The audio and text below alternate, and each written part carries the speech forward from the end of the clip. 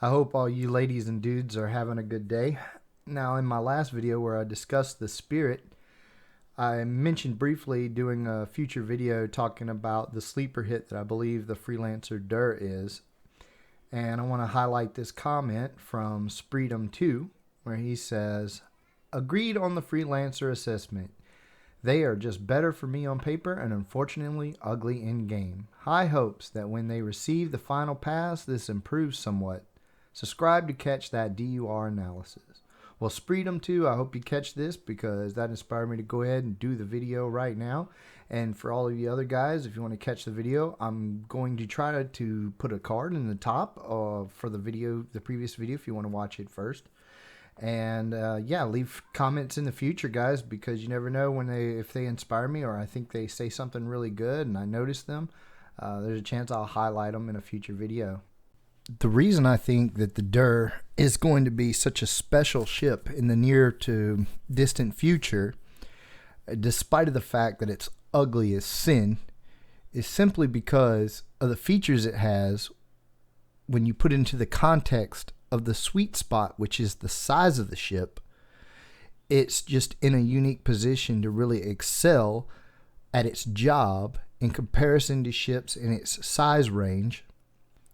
The DUR, or DuR as people like to call it, or I call it the Derpy DuR because of what it looks like, is the epitome of a medium ship. It's pretty much medium components across the board. However, it also is a narrow ship, so it's not very large, which brings into question for a lot of people is it going to be able to fit through small gates? Now, jump points come in 3 different sizes according to Chris Roberts. Now, I heard for a long time that the DUR was going to be the smallest explorer of that size range to be able to fit through small gates. But here, if we look and we research and we go back to 2015, we will see where Chris Roberts said this. Wormholes and jump points around the galaxy is that they're rated between sort of like different levels. I think we're sort of talking about 3 levels. So there's the kind of cap ship level, which is the biggest. There's the sort of kind of medium level, which would be the sort of multi-crew ship, kind of sort of a freelancer or a constellation. Then there would be the level that would be for very small craft. Now, it really depends on how much stock you put into something Chris Roberts or CIG said as far back as 2015. Some people will say, well, that settles it. The Derpy DuR is not going through a small jump gate.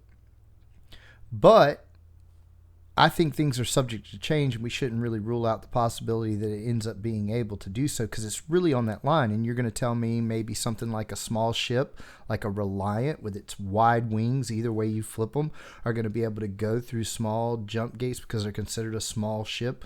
But a medium ship that's built in a elongated tube can't fit through there, but something like a Reliant could. That doesn't make sense in my mind, and I think that CIG would probably get to a point where it's not as clear cut as small class ships and large class ships because it's just not going to make sense in my mind. But I could be wrong. What he said then could be exactly what we end up with, and only time will tell. But if the DUR can get through a small gate in the end, it's going to, I mean, that advantage speaks for itself because any ship smaller than it can't really compete with it on the exploring level, and anything larger than it has to get much larger before it really justifies being really a step up with it because this ship as an explorer punches above its weight. The reasons I think this thing really punches above its weight as an explorer is because if you factor in the fact that it has the 2 medium fuel scoops, the micro refinery that converts that into a hydrogen fuel, you talk about it has double the fuel capacity of a standard Freelancer. It has advanced scanner arrays.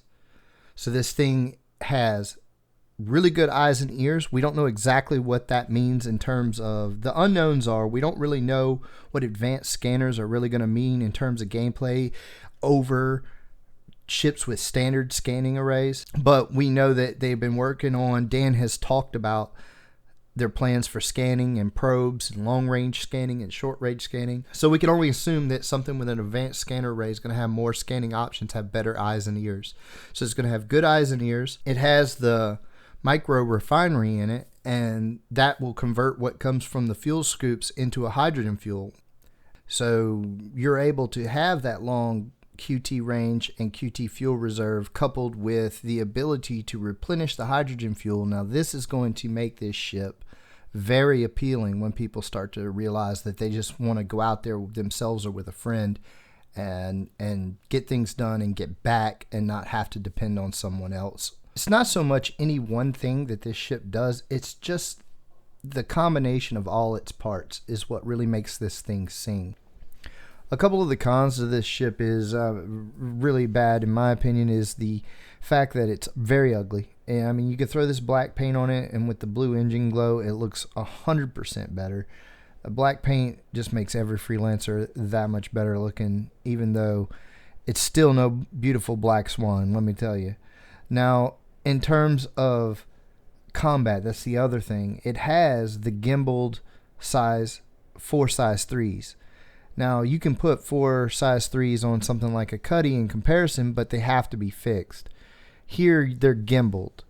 So, that's a good thing for a ship that handles so poorly, because this ship in 0G, it can kind of get guns on pip a little bit, but when you get into atmospheric flight, atmospheric combat is really something you should try to avoid in this ship. It just doesn't go well. Even medium threat bounties, if there's more than one NPC, if you're not real careful, they'll get you.